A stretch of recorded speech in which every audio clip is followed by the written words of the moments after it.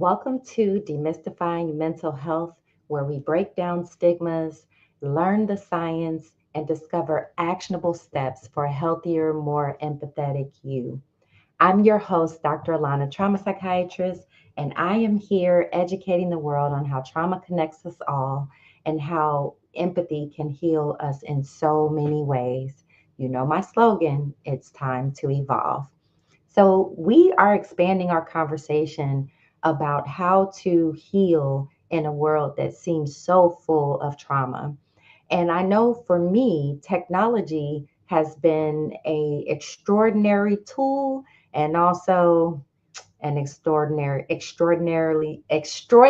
stumbling block in my life.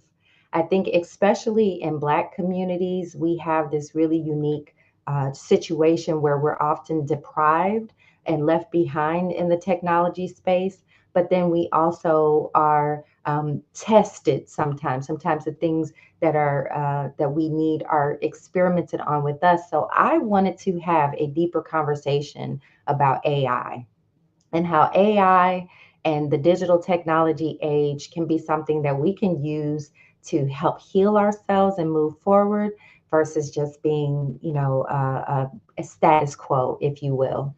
So I'm really excited to talk to my guest today, Nicole Murray. Nicole is a purpose driven AI and digital specialist. She's a tech entrepreneur and she's a marketing expert. And she has a proven track record of pioneering innovative digital solutions. She founded a app called or developed Social Butterfly AI. And that's one of my favorite tools right now. So I thought she'd be an amazing person to come in and talk to us about how we can use digital communication, AI, and all of those pieces to really help ourselves navigate this new world. Nicole, thank you for joining us today. Oh, it is an honor. Thank you for having me. I'm so excited about this. I can't even tell you. So happy to be here. Thank you. Thank you. Well, in this particular space, especially on blackdoctor.org, what people want to know is how can I be healthier? How can I navigate in a way that we can be using this technology in just a better way? So I'd love to hear from you a little bit more about your personal journey that led you to fuse AI, entrepreneurship, and leadership. Okay. Um, so I think just from a practical perspective, the work that I do requires that I know what's going on. I can't be if I'm brought in to consult on strategy or on marketing or any one part of someone's business, and I myself am behind on what's leading in technology and in strategy, then I really am not that much of an asset. And to be honest, this is I feel this to be true for any consultant. You cannot be a trend wave rider. You have Mhm. to be a wave maker. And so the just keeping it very real, the only reason why I initially started looking into AI is because I of that, just making sure that I'm ahead. Yeah. But the more and honestly, I think that when you're a strategist, there are some innate understandings that you have when you see things kind of bubbling on the business and the technology landscape. So I knew that at the moment at which any AI tool became accessible to everyday people, it Yeah. would it would be it would make a seismic shift in how Sure. we You do saw the wave coming and yeah, you're like, I'm gonna ride it and not yeah, get ran over by it. exactly. Awesome. So I think it's important to share our own journeys in these things. And I know for me, with technology, I tend to be not a late adapter, but like a midstream adapter. I Mhm. hear about the things that are coming, but I don't want to be the first ones in line for it. I like them to get their glitches out. I like to have enough time where you're able to observe some of the things that, the pros and cons of it, and then make sure that even as I'm getting in, I'm coming in with awareness. So from Mhm. my own personal perspective, one of the challenges that I see is that the brain, because y'all know I love this brain, but the brain is kind of lazy. And the brain gives away, it's not just the brain, the whole body. If you provide something for it, it will, that it already was making itself, it will just be like, oh, you know what? Okay, I don't have to do that anymore. So one of the reasons that I have been slow to my AI approach, and you have helped me in some of this, is that I was sort of worried that AI is going to go so quickly and be so engaging that I might lose some of the functions and the things that I am already doing, in terms of, like, I can craft emails, but it can craft them faster. Yeah, I can craft letters, but it can do them better, right? exactly. So that was one of the challenges, and I wonder if you have any advice for us as we navigate these systems to helping make sure that we're using them in a healthy way. Yeah. So a lot of the pushback, if I think if I were to rank different pushback that I hear, one of them is like, you're brilliant on your own, why do you need something to think for you? Or it's going to make people lazy, or it's cheating. Okay, so I hear that stuff all the time, but I Mhm. really feel that while that could potentially be true in various circumstances, the AI needs to be looked, or AI tools need to be looked at as force multipliers. Mm. Yes, it can write an email, but it can write it faster. And because it can write it faster, then you can produce more and you can reach more people faster. That means you can have more impact, which means you have more reach, which means that more people are changed by the thing that's been placed inside of you to deliver into the world. So if it's a force multiplier that gives you speed, agility, it gives you the ability to springboard into other markets, other hearts, other minds, then jump on that springboard. That, Yeah. that's my perspective. And then as the conversation evolves, we can talk more about like trauma and how it affects the mind, and how it, how this tool can be used to still bring out your greatness when you might be struggling in some areas. So Yeah. I hear what people say. I hear Yeah. what people who sit in your role say, Mhm. but that's my answer to that. I Yeah. think it's perspective, right? And how And we also, what I have found is that it's only as good as your ability to express yourself into the AI. So, yes. from that standpoint, I still have to know the outcome that I want, and to make sure that it's giving me, like, I have to tell it what goes in the letter. It can make suggestions, but if I'm doing it well, I'm also fact checking what comes out of it, because I've definitely been caught with, AI is like a really smart kid, right? And sometimes it will be very convinced and very convincing with the answer that it gives back to you. But it's still important that, they're only as good as what the information they're programmed on.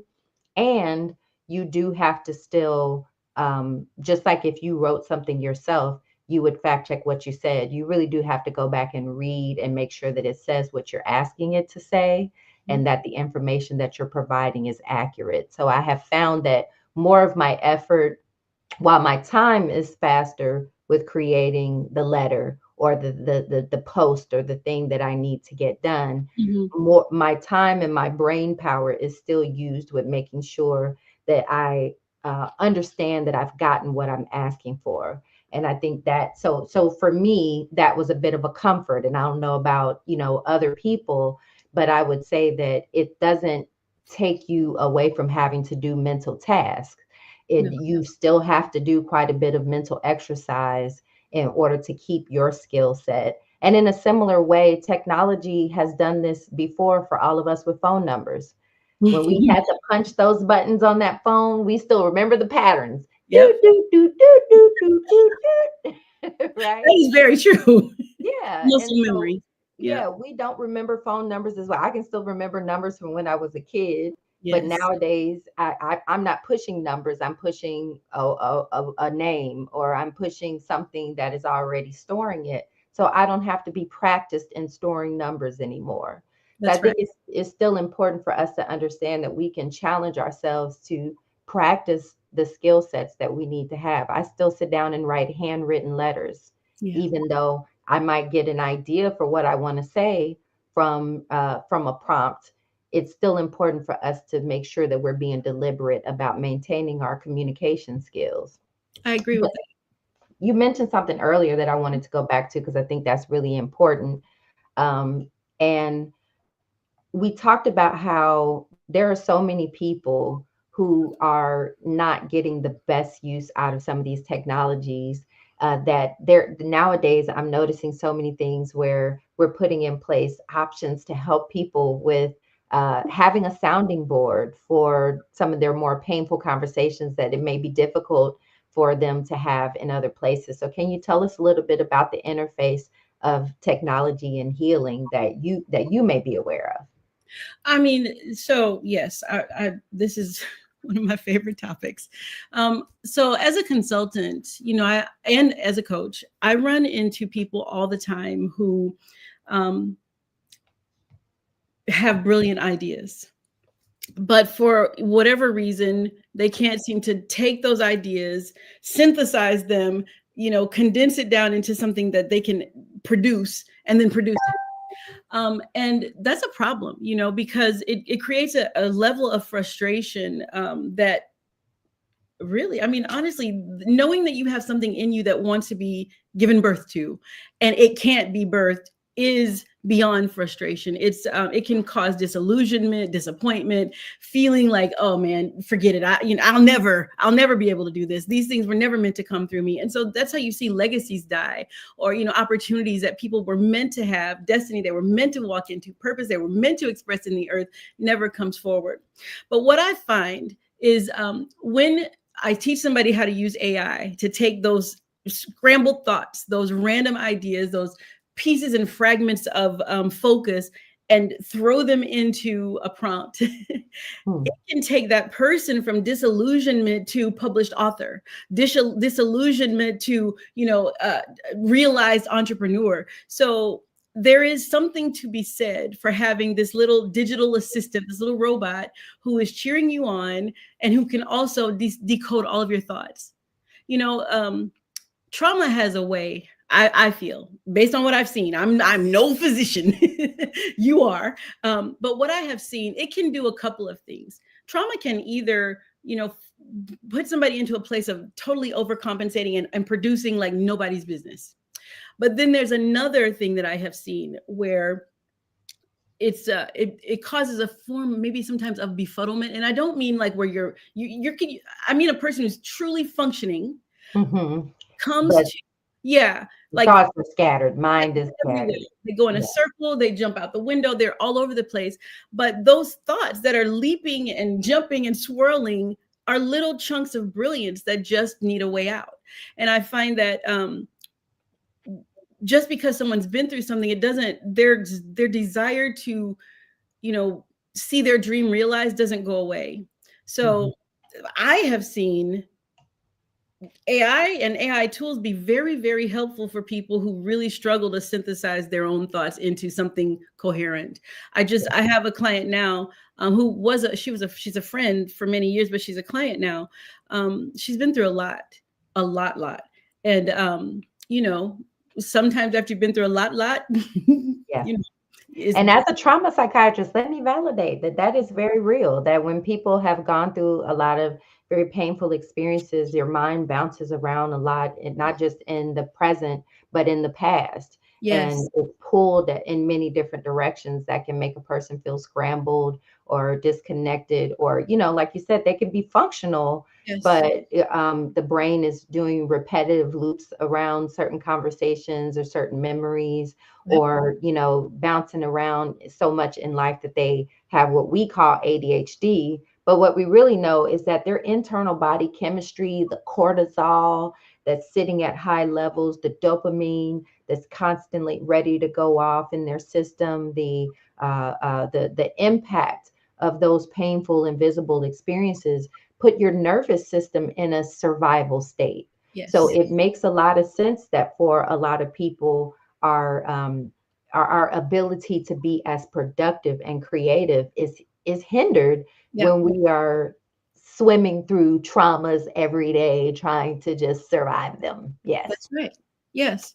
So this one that I was mentioning, she is definitely had been in that state. And Literally, she started working with a platform that I've built, and she produced 2 books at one time, wrote them, edit them, published them, and they're now live on Amazon. And this happened, we'd gone through our coaching relationship for several weeks. She's in my cohort, and then one day just the light bulb went off, and she started writing, and she didn't stop. And 2 books published at one time. And I find it very striking because I'm intimately aware of what she went through, and so I know the impact it was having. To see that, and I've seen it over and over, over and over and over again, but that one really got to me. I think that there's so much brilliance encased behind the wall of trauma. Yeah. And if you and you can tell me if I'm wrong about this. I think that in some ways I do believe in redemption. I absolutely, you already know my belief system. So I believe that anyone can be healed. Having said that, I also believe that trauma forever changes you. And the way you function in the earth, though you may be productive and brilliant and all of those things, it's just different.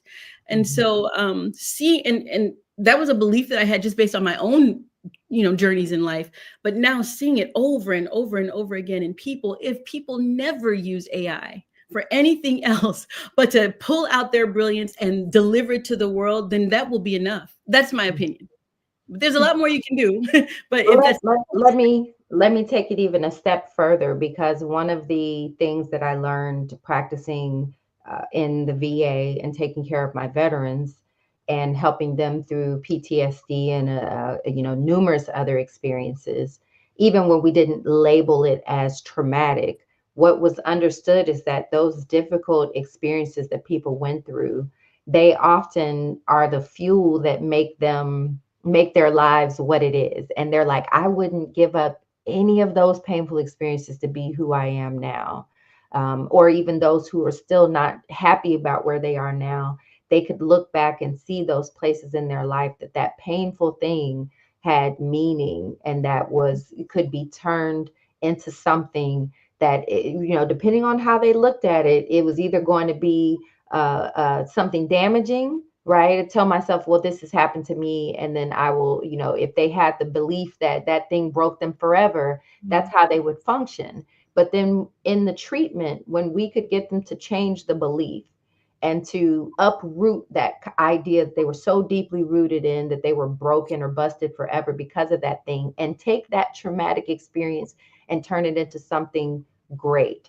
Yes. Sometimes it was a book. Sometimes it was the fuel to go back to college and get a degree or write a dissertation or fuel their research, or they started a nonprofit and they did, or they did some big fundraising event for that cause. And in the doing of that and ripping off that bandage to say this trauma will no longer be something I think of as a hindrance, I've had people write movie scripts, do plays, Yes. and it made me realize, like, trauma really is our economy.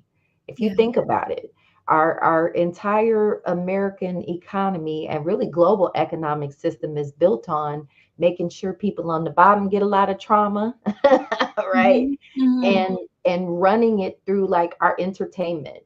If you look at our movies and our TV systems, it's dystopic societies and it's chaos and but the storylines, they're based on people's experiences of trauma and then what unique thing they did or whatever their journey was to get through it. So there is so much in the person who's experienced trauma. And I love what you said about using AI and technology to help pull those things out of you so you can start reframing and using those experiences differently. It might be a fictional book, or whatever, but that process of addressing those traumas with that AI as a support can often help you put structure and organization into your healing process. Yes.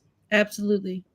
All right, Absolutely. so I wanted to ask you this because I think a lot of people, when we talk about AI, we think of it as robotic and cold, and we think of it as, trying to replace human wisdom.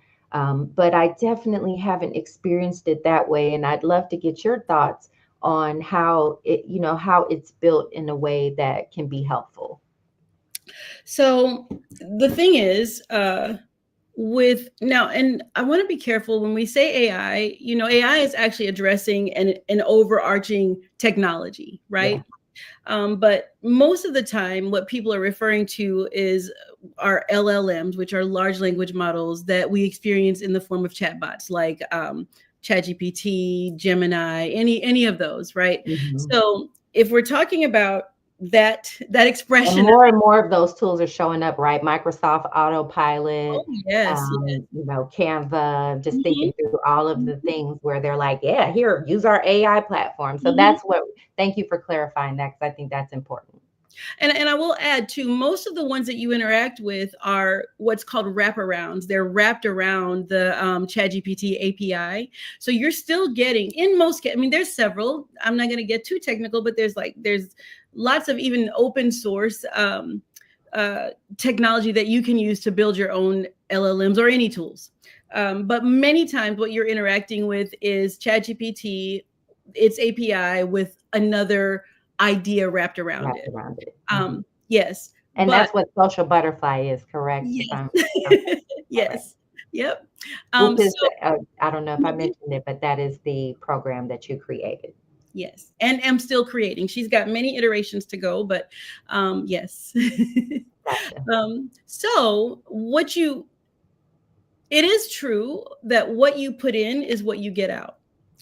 Um, by nature, and I know that word is probably on the edge when I talk about something like technology, but by nature, it's going to mirror you to some extent.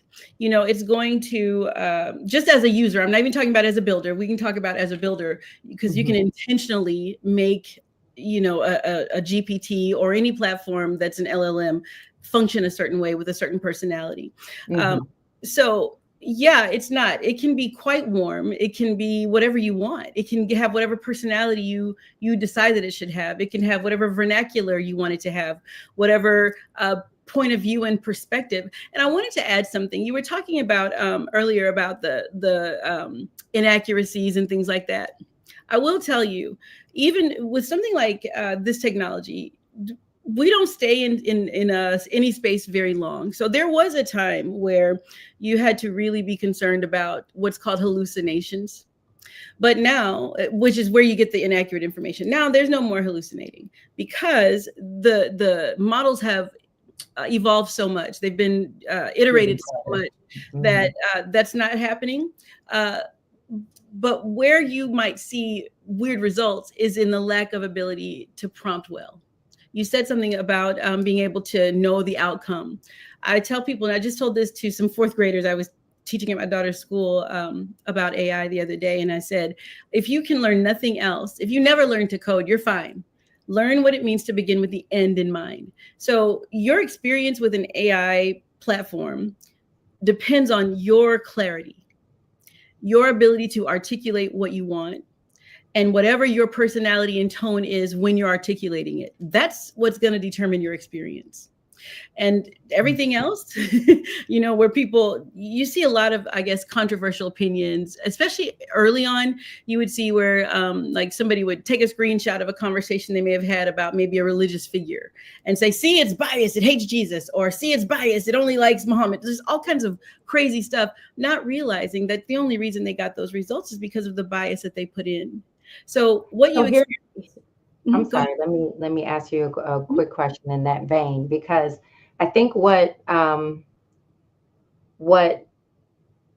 each I think this is the important distinction between a therapist and AI, because many people, I think, will use it to talk things out and to organize themselves. And I think that those are all wonderful ways of using the technology. Mhm. However, it does not replace a therapist Mhm. because it does not have the ability to take fully objective, removed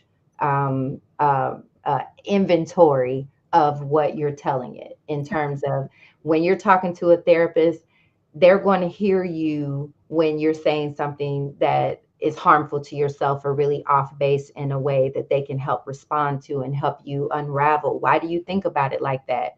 the AI is not necessarily there to do that. So it's important to understand, I think, for all of us, what a tool is and how it can be really useful. I mean, I know a lot of people who are using AI to journal their lives, and then they're Mhm. able to look back and be like, wow, look at this amazing thing that I've been able to create and turn it Mhm. into memoirs, or just be able to Mhm. look back and see their own growth. But Yes, again, a good journal is a great journal, but it's not the same thing as, even I tell people, when you're talking to your friends and your family, they're just trying to help you problem solve. They're trying to help you get from one place to another. And that's yes, not even what therapy does. Therapy is really about helping you understand you even better than when you walked in the door, and to help you question things, not to question you, but to absolutely. help you question things and find answers. And that, so I think, thank you for bringing that up, because I think that's a really important distinction. To your point, I want to say something just as a living example. So I have been studying attachment theory and I've been using an LLM to do so. And one of the things that I really was very striking to me, and I think it's a caution. Um, I love ChatGPT and Social Butterfly for my own little home based therapy. However, one thing that I thought was such a blaring concern is if a person is really in a space where, maybe their perspective is skewed towards victimhood or whatever, like any like extreme lens for looking at their Mhm. circumstances, then they may prompt in a way that everything supports their victimhood or their uh, perspective, Their but that doesn't analysis make of the the whole situation. story. Yeah. Hmm. So Yeah. the advice that it may get is only going to be given based on what it's told. And I'm fortunate in that I'm objective and I'm capable of, talking through, because I really want to understand attachment theory just based on things I've seen and experienced. I can have the discussion without making it lean towards making me feel better, but more so about giving me knowledge. And I think that a person who's really working towards mental and emotional wellness, using it would have to be very, very careful about uh, prompting and receiving information that only supports them either staying where they are or being validated in things where maybe they had some responsibility that they aren't ready to face. So I think that it can be a touchy thing. Yeah. Um, but at the same time, I own a company that builds agents, right, and that takes on personas of different subject matter experts, and anyone who has something that they want to say, we can build that for them. So from the perspective of the builder, I now can take that knowledge that I have just from my experience as a learner, like, okay, we have to be very, very careful that there are stop gaps in place, that people can never take these tools and be able to say, well, my digital doctor said, leave my husband or whatever, Mhm. and Yeah, then, because you can convince yourself, right, based on the way that you prompt your system, and yes, that those are very real challenges that humans are having right now, that we exist sometimes in a silo of information, and yes, we like to get things that reinforce that internal system of how we what we believe is happening. So that's actually, I think, one of the most important reasons that I wanted to have this conversation. I feel mhm, like technology, if you think about 2025 versus 1925, we have had extreme changes yes, in our access to things that make our days go faster, that make us include more in the day, yes, right? We can keep the lights on so we can go way past when the sun goes down. yep, And we're in a society that's global now, so we're operating in 24-hour cycles with constant access to televisions and phones and clocks and beeps and dings and all these things that pull you. Now, me as a psychiatrist, I'm thinking about the brain reward system, the dopamine system that loves the hearts and the follows and the yeah. comments and the information. And I'm such an information junkie. So like news and what's going on, I have to catch myself, because it is addictive, period. Like we have to stop treating addiction as if it's not something for everybody. We all got it. It's true. Just find what you have, and then figure out how to wrestle your animal, wrestle your body and your mind into a healthier relationship Yeah. with these many competing addictions. That's my bare bones advice. But when it comes to I actually have found that we can we when we're thinking about technology, most of our technologies seem to make our brains bounce around so many places because it's so stimulating, Hmm. right? Like Hmm. all these things that we have access to. I have found that in using some of these AI tools, because it's decreasing my workload, it actually has an opposite effect. Now, I'm not saying that it's not going to have any effects, because once you have a good tool, you like to keep using it over and over. You're going to find yourself thinking, "Oh, I got to run it through the such and such," even when you don't necessarily have to. But nonetheless, I've still found it to actually be helpful with time management and not feeling as Yes. overloaded versus a lot of the technologies of that made the opposite impact. Can you talk a little bit more about that? Yeah, I think it actually creates an increase in rest. Hmm. And I am saying that from the perspective of an what would definitely be called an overachiever. I'm definitely one of the ones, like, I'm gonna emphasize on definitely.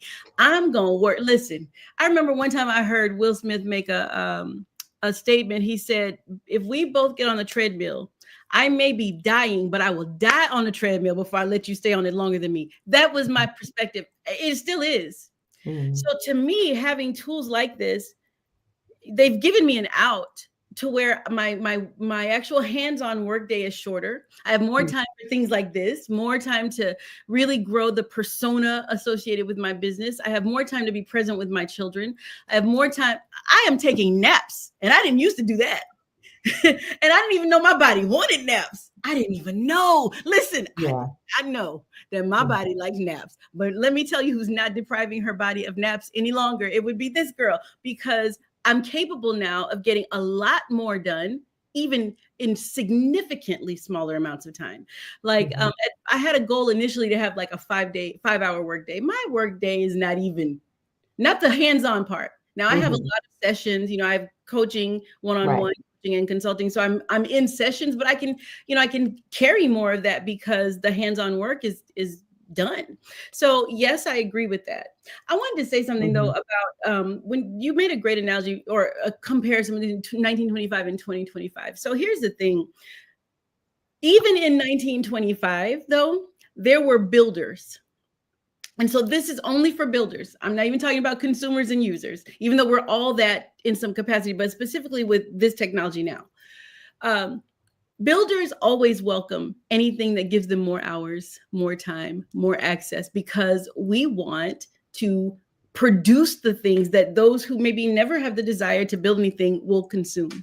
We want to solve Hmm. the problems of the day, right? So there's a positive side to having all the technology that we have, but we have it because there were builders who Hmm. kept building when everyone went to bed. And I Yeah. think that what needs to be understood today is we have tools in our hands that will build all night long, that will Hmm. take our ideas and run with them till the break of day. And that is Hmm. that I don't know any time ever when we've ever had anything like that. But I do know that every time there's been technological advancement, it has been viewed that way. And those Hmm. who understood it ran with it and became the names that we still know hundreds of years later. They Yeah. became the people who made a difference in the earth. So the one thing that I hope people really begin to understand and embrace is now is a building time, and it won't hurt like it would have hurt you in any other generation. Yeah. So build. Yeah. 2025. It's time. It's a building time. It's time to Yes, evolve. It's time to build. It's time to yes. be leaders. And in particular, here's the thing. Let's keep it real. Black folks have had to be the leading civil conscious, the leading moral authority in America. If we're not involved in having a conversation about treating other people like the human beings that they are, and actually not building in superficial discriminations and writing laws that make it right for some and wrong for others just because you don't like it, like in all of those spaces, if we were not there, then America would not even have made it to these 250 years. So we sit at a crossroad where we have to embrace the best of technology, the best of opportunity, so we can move the fastest to be leading and saying this is the ethical, moral, Yes. socially equitable way of using these technologies, using AI, using other resources that are within it to help heal these communities, because we truly have a window into the most underserved, the most mistreated, the most traumatized communities, because we're staring into them in our own experiences. So Yeah. this is one of the reasons why I wanted to have this conversation now. And even for myself, we're developing our own empathy skills practice app, which I'm very excited about. And I look forward to being able to share with people. It's almost ready to be shared. I'm so excited. But we embrace, like, these are concepts that everyone needs to know and not very many people know. Like when I talk about the primitive brain systems and just the basics about mental health, I realize, like, I'm one person. I Yep. cannot do it. I can't give this to everyone. But if I create a AI tool that can help people get this information in the and use it actively to have these conversations and to improve their mental health and their ability to converse with their family and loved ones without cussing them out and fussing and like finding new words and new ways to explain these things. That's what the Empathy Skills Practice app is about. And I think that that's where, I'm stepping into this space, even though I'm a little uncomfortable, I'm a little scared, but I'm like, no, I'm not going to let y'all run off with this, because this not only is this information too good, but this technology is too important. Yes. And we're at that crossroads where we just can't afford to ignore being on the front line of change. We cannot. And listen, you said a mouthful, because you just keep this in mind. There are kids in school right now who are being told not to use these tools. So even though the whole earth is kind of wrapping itself, the whole, like the social economy, the actual economy, the cultural economy, everything is wrapping itself around AI. And yet there are kids in school right now who don't know how to use the tools.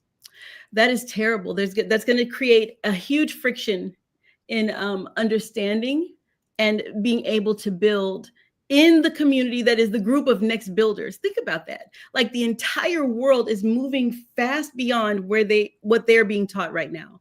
And when they step into the world expected to build or produce something, they will be catching up to the skill set, unless we are loud and are advocating for opportunity, unless we're showing up, like I do programs for schools myself. But I think that we have to be really speaking for the idea that children need to be equipped, and most especially children who are in disenfranchised and underserved areas. And, even our legal system is showing that to be true. Recently, there's a big movement here in Texas and in other states around school vouchers, right? And making, privatizing education so that kids can get what's being lauded as a better opportunity for education, when they could have been using all of our tax dollars to just make schools better. But I'll digress from that for a moment, just to make this point.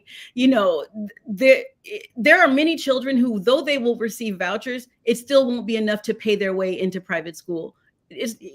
Private school is expensive. So if a mother receives a $10,000 voucher, but the school is $14,000, the child will not attend that school. So then the option is homeschooling if you're capable, or just a school that's lesser cared for because the funding is no longer there. All right, so that's happening. So that means, when I look at that, I see a generation that's being prepared for menial labor, for work that is lesser, for a slower pace of training and understanding, and not being equipped for a future that will demand that they have higher level skills. One of which, I think the highest level skill that you're going to see needed in people is strategic thinking, the ability to do critical thought and understand things and look at a problem and dissect the problem and then say, okay, here are the points of friction, and here's where I can have an impact on creating a solution. But if we don't have systems of education that actually prepare young minds to be that when they get bigger, we're going to see a cavernous gap in the skills that are available in the marketplace and the demands of the marketplace. That is coming within 5 to 10 years. We're going to have a big one because people don't know how to use it now. Well, that is unless we start becoming creators versus consumers. So I think with that, we're going to mic drop because I know we're getting close to the end of our time.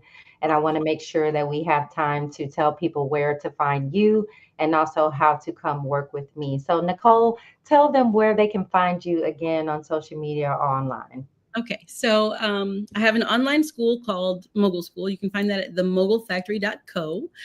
You can find Social Butterfly. If you go to digitalmogul.co, you can find a lot of my tools, but you can definitely get in touch with me there. If you're interested in having your own agent build, if you're interested in having your own digital twin, sort of like what you're building with ESP, you can find me at Digital Mogul. You can find me on Facebook, Nicole T. Murray, and then LinkedIn, of course. So many people don't have LinkedIn, but if you do, you can find me on LinkedIn. Awesome. So, yeah. Thank you. Thank you so much for that. And her Instagram is on the screen. And so thank you so much for being with us today. I'm going to tell them a little bit about my upcoming event, The Trauma Cure, which is a way to come and learn from me about how your brain, your biology, and your behavior all work together in order to keep you, in order to move you through your day. You are constantly producing thoughts and emotions and having to exist in a world that is just so full of trauma. And so in order to help you exist in that space in a healthier way, we want to give you the tools, I call them skills over pills, to help you actually be able to recognize where trauma may be pushing you in one direction or another. So my upcoming event is on May 31st. That's a Saturday, and Sunday, June 1st from 9 to 5 Central Standard Time on both of those days. And in that space, on day one, we will unravel the many, many myths and misinformation that we have received from the world about, do we have emotions? Yes, we do. And also, a lot of people think, oh my gosh, I spent all that time. I don't want to talk about trauma. I tell you what, it is the most fun that you will ever have talking about trauma. And when I say talk about it, I want you to know that you're not in there reliving old memories. In fact, we're not there to share each other's different stories. That's not what this is about. The way that we operate is that I don't need to know what happened to you. You need to know what happened to you and how it programs specific parts of your brain in a way that cause you to think and believe and react and respond to the world in certain ways. So if you are in attendance, you will receive a Dr. Alana journal where you'll take your notes and you'll be able to keep information. We'll have sessions and special guests that help us with discovering how movement can help free up some of the energies and pent up pain in our body. We also develop our emotional vocabulary. You receive some educational materials in the mail that are active reminders to help you develop your ability to recognize your emotional state at any given time. And you get some fun tools from me that you can also share with loved ones and family members to help remember how to use the skills and the acronyms to move through that space. And then on day 2, we put it all together in a practice of empathy skills so that you deeply understand the 6 primitive brain systems that are predictably programmed by trauma and how to activate your prefrontal cortex sitting right there behind your forehead to make better decisions and understand and control the biology that drives your psychology. So you can get more information at thetraumacure.com. And once again, thank you for joining Demystifying Mental Health on blackdoctor.org. We are here every 4th Thursday at noon to demystify mental health for you, and it's time to evolve. Have a great day.